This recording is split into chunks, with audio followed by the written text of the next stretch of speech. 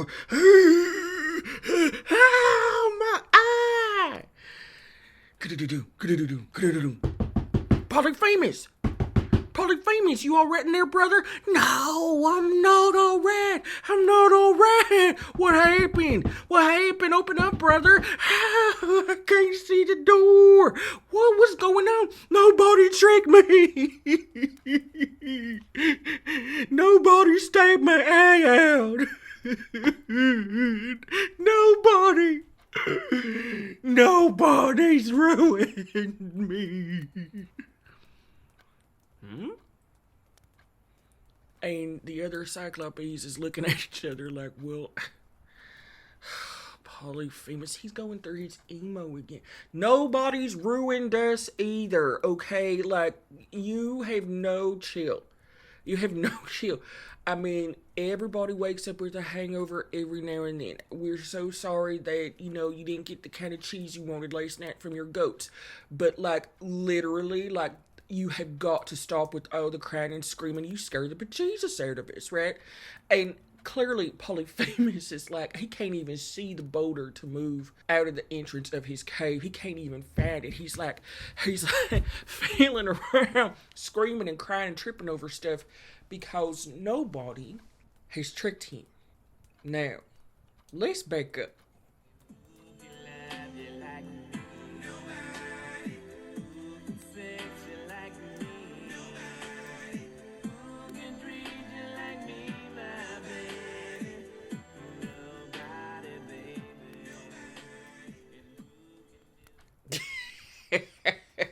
Huckleberry, Huck, you wrong for that one. You wrong for that one, honey. That's why I love you as my DJ when I'm doing storytelling sessions.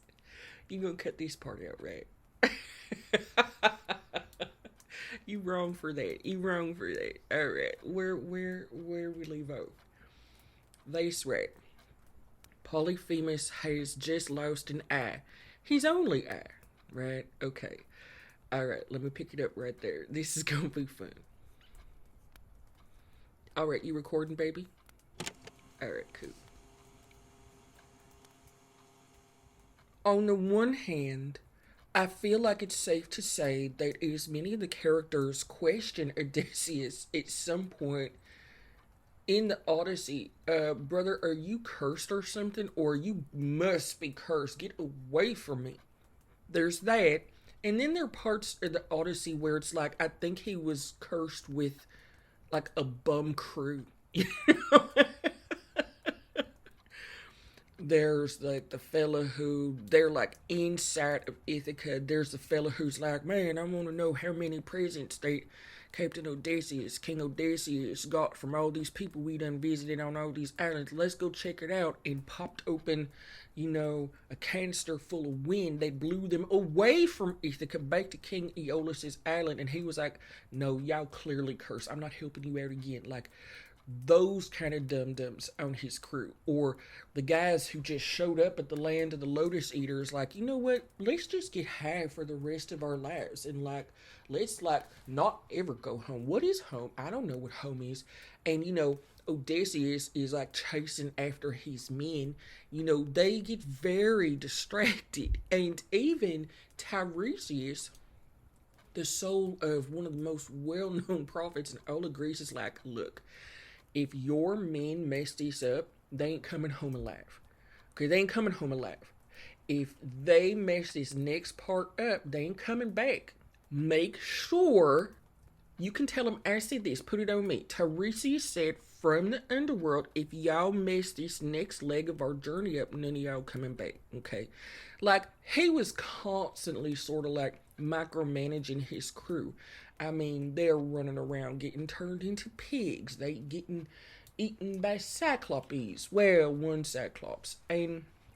Or cannibals. It's like so random.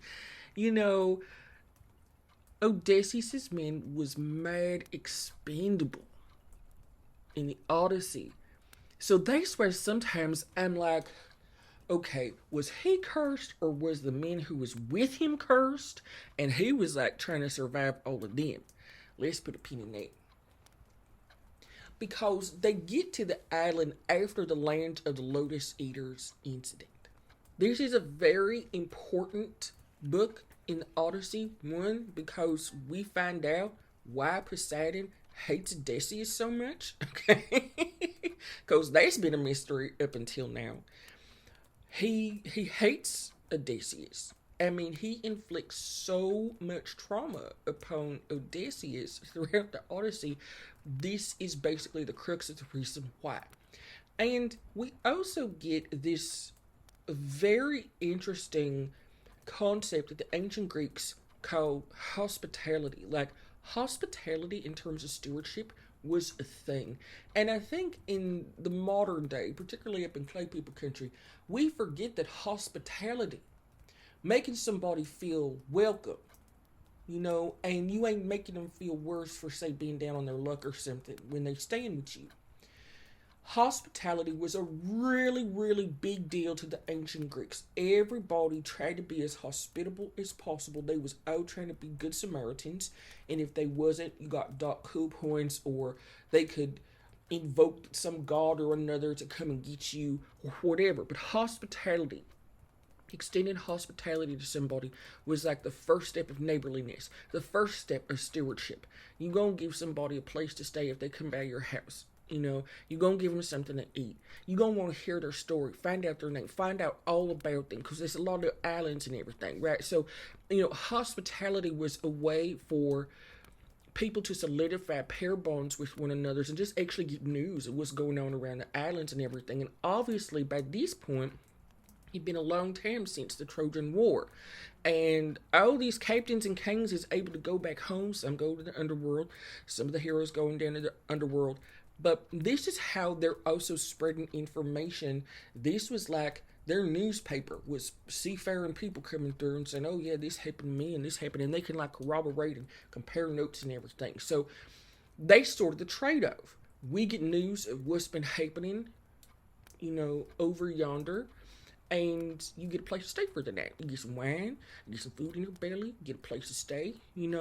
It's an even trade. So there's a lot of ceremony placed on hospitality and stewardship according to the ancient Greeks.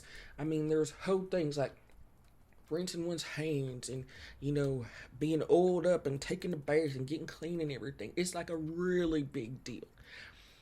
So, but that's to human mortals. Right? They trying to uphold the traditions that's been set down before them by their forefathers. You gotta be hospitable to the people who come and buy your place, right? The Cyclops did not get that memo, okay?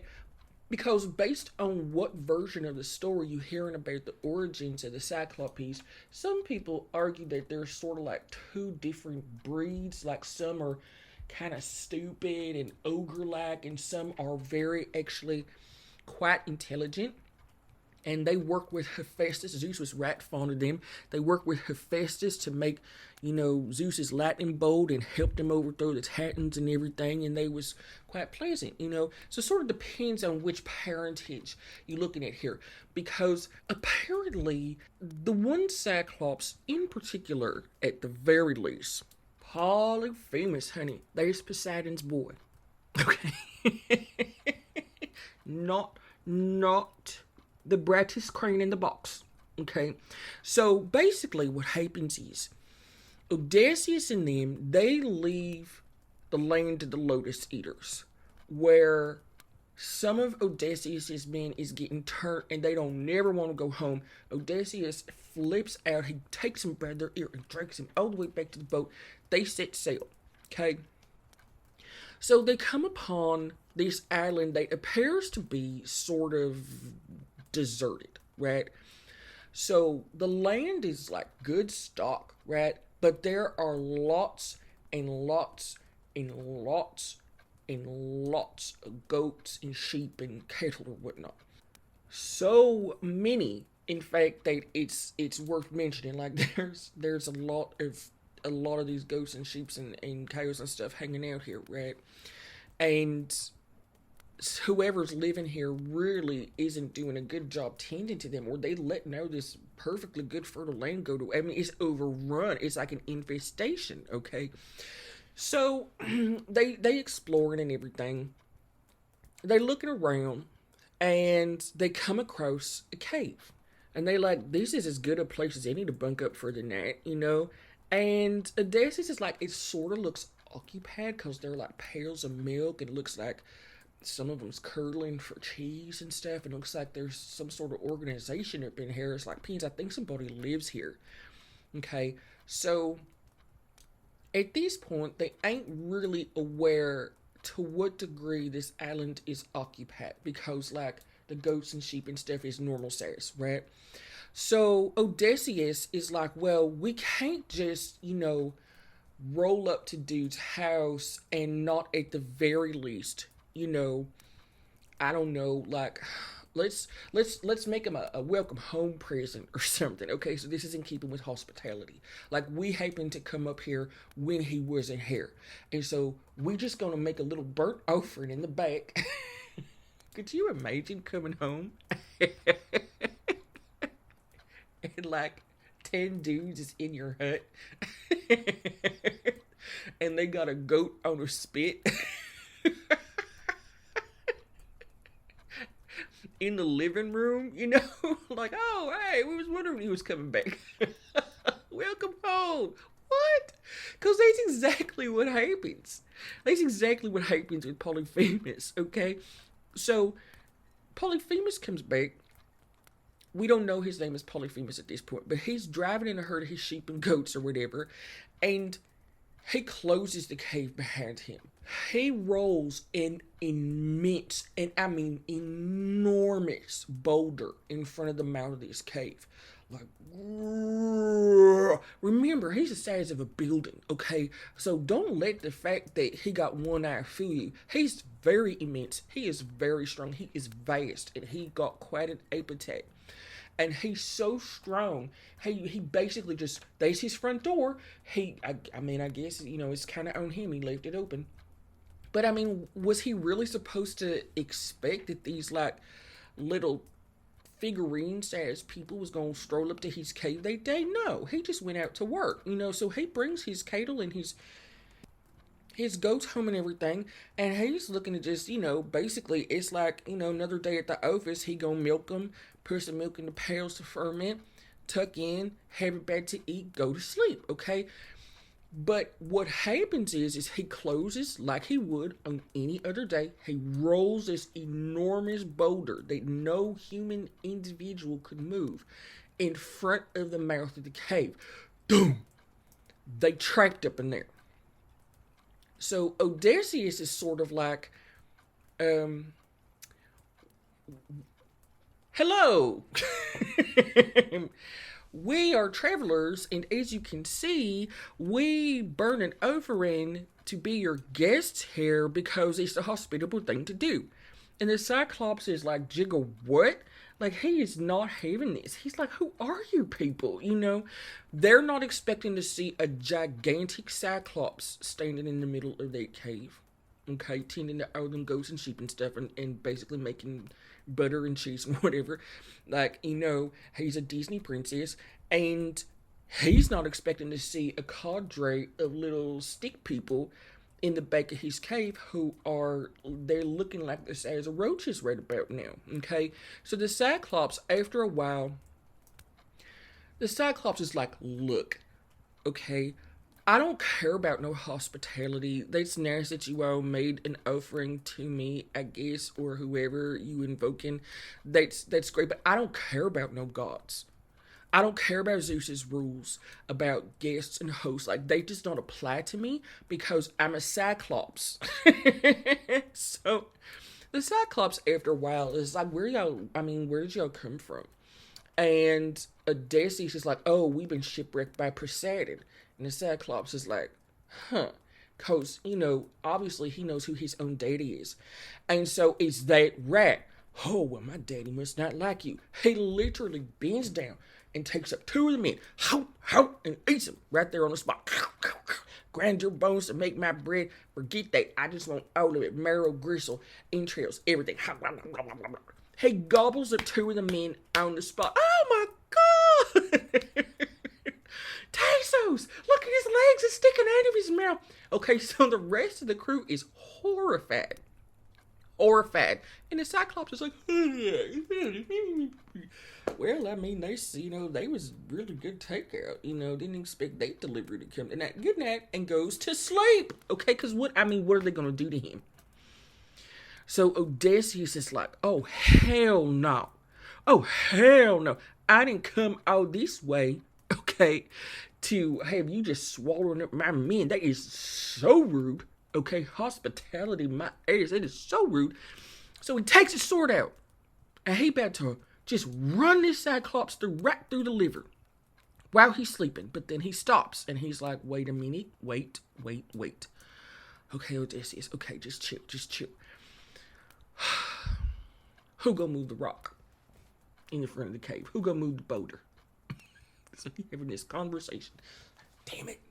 All right, so what we gonna do? He's asleep, I guess, I guess we should just sort of like huddle in this corner or something and just, wait for him to wake up. I mean, we can't get out the cave without it, okay?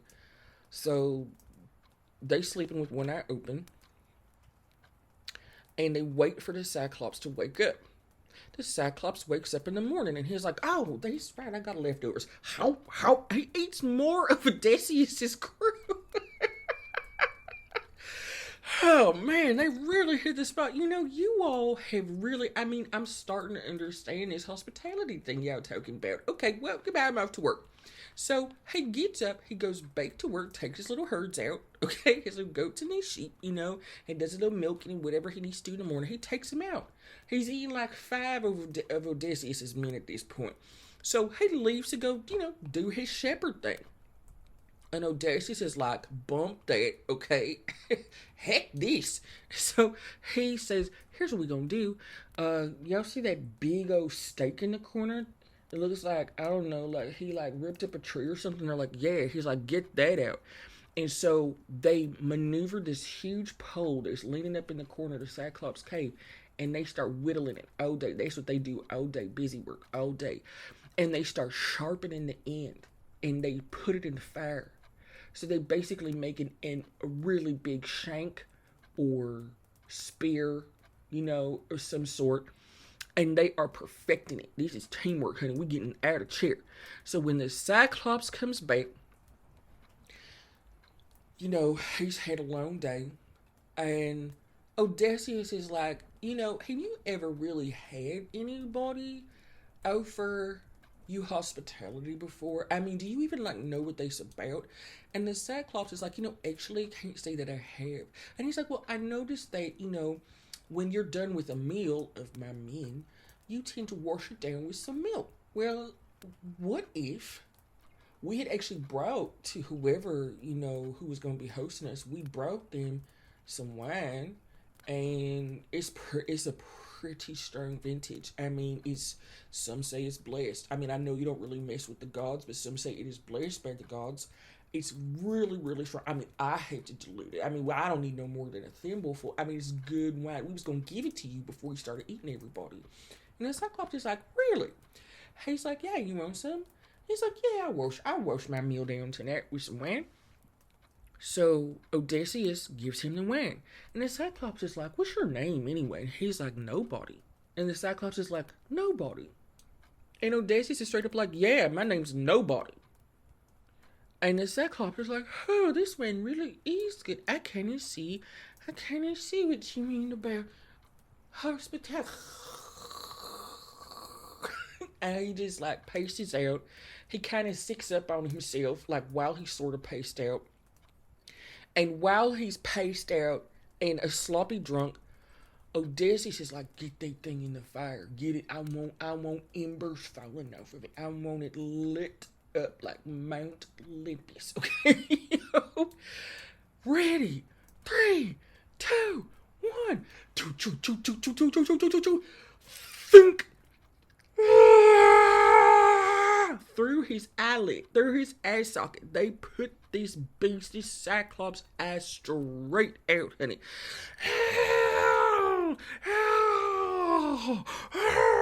And they swear the other Cyclops run up, hey, Polyphemus, you alright, brother? Nobody's tricked me, and so on and so forth. We got that already. The story doesn't end there. Okay, this is just like, this is one of my favorite moments in the Odyssey because it's so like far fetched. You know, it's like, this is like, if this was the only book of the Odyssey that you ever heard, like, you would know exactly what the Odyssey is about in a weird way because it's just like one thing after another, right? So anyway, they tell Polyphemus to just shut up and, nobody's hurt you. Well, fine, nobody's hurt us either. They're very confused and they go back to frolic in the pastures with their goats and their sheep. And so that's sort of the point, though. They, before they leave, they run off. Well, why don't you go and tell your deity Poseidon, right?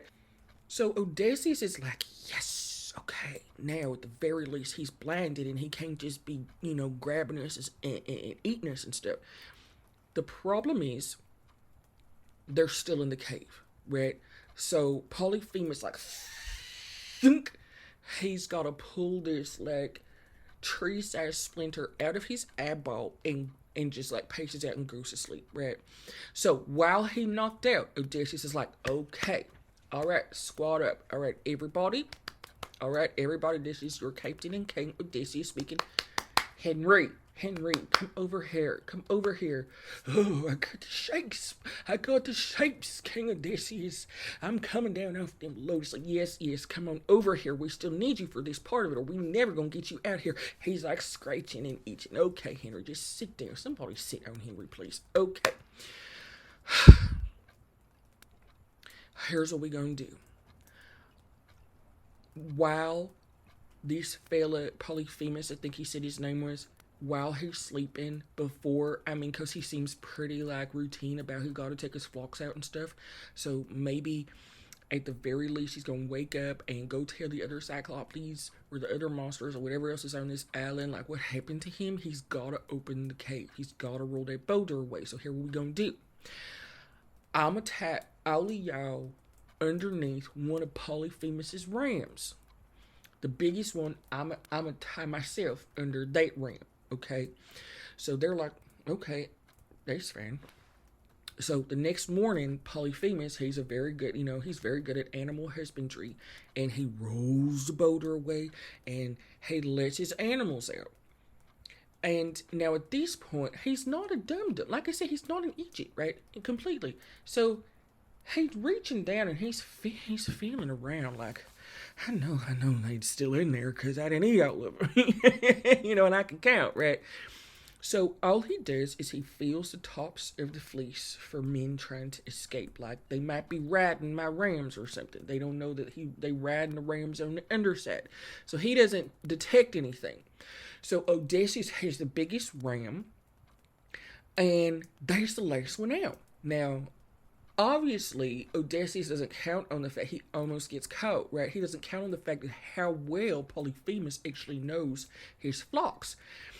And Polyphemus is like, Mr. Buck, what are you doing out? So you usually the first one out.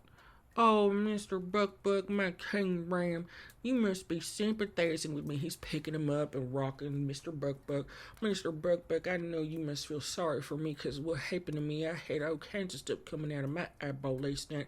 But I appreciate you being worried about me, and I want you going out there with your buddies today. I want you to have a good day, Mr. Buck. And Odysseus is strapped to the bottom of Mr. Buck, and Mr. Buck's like, meh. So he just pats Mr. Buck on the butt, and the ram trots off, and they out, right? So outside, Odysseus like, yes! And he unties his men, and they start booking it, like knees to chest, all the way to their ship. And they're stealing some sheep while they at it, because it's a long way to whatever island they're going to head towards next, right? Oh, yes! Crisis averted, right? Nope. Because this is a little something that the ancient Greeks called hubris, because Odysseus is so pissed off at how rude Polyphemus was and how he just ate his men without any regard for the rules and rituals and rites of hospitality they Zeus him forth. set forward, and he was hospitable. Even after Polyphemus ate his men, he still gave him some wine, right? So Odysseus starts talking cash money, you know what, screaming at blind Polyphemus while they're sailing away. Hey, you ugly! Yeah, you! And the crew, they have literally ridden sheep, the undersides of sheep, to get away from this Cyclops and this island, are like looking at Odysseus like, unit, like what just happened? No, you can't, So he starts talking smack. Yeah, yo, and Polyphemus like looks up like, oh, somebody called him. Yeah, Polyphemus, right? Yeah, that's me. Doom, doom. He's like stumbling around, like looking for the sound of the voice. And he's like, yeah, we on a ship. By the way, my name's not nobody. It's Odysseus, biatch. Biatch, biatch, biatch, biatch. His name is like echoing. He called him biatch, biatch. He's like echoing all around the island. Polyphemus is enraged, right? He's like, oh yeah?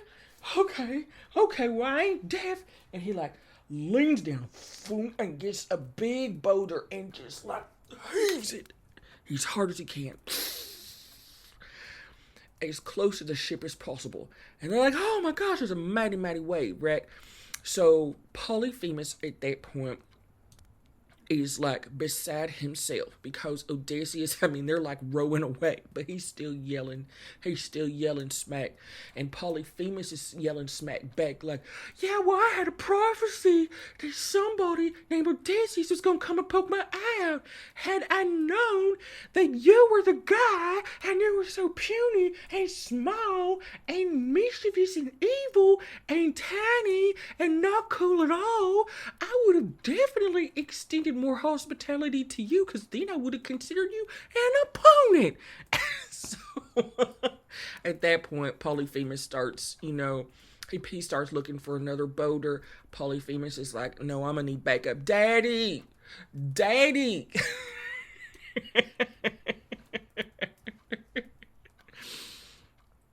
Polyphemus is hurling rocks. They landed behind the ship and forcing it out to sea. And Odysseus, at some point, they find another shore, and Odysseus is like, let me make a sacrifice to Big Daddy Zeus real quick. It's rejected, actually. Like, nope, you're on your own here, brother. And that's basically why Poseidon was willing to chase Odysseus to the ends of the earth on behalf of his one-eyed son, who didn't have no eyes by the end of that story. That's why Poseidon was so pissed off at Odysseus to the point where he was basically ready to hurl the entire ocean up at this dude. That's how much he hated him. And I expect that a lot of Odysseus' tribulations could have been avoided if he had just got on the boat. But then it wouldn't be, then it wouldn't be an ancient Greek epic poem. So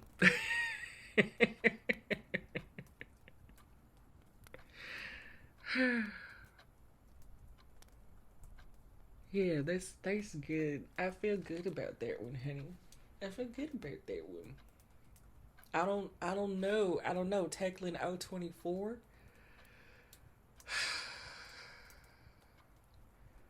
Well, let's just put it this way. I'll take requests.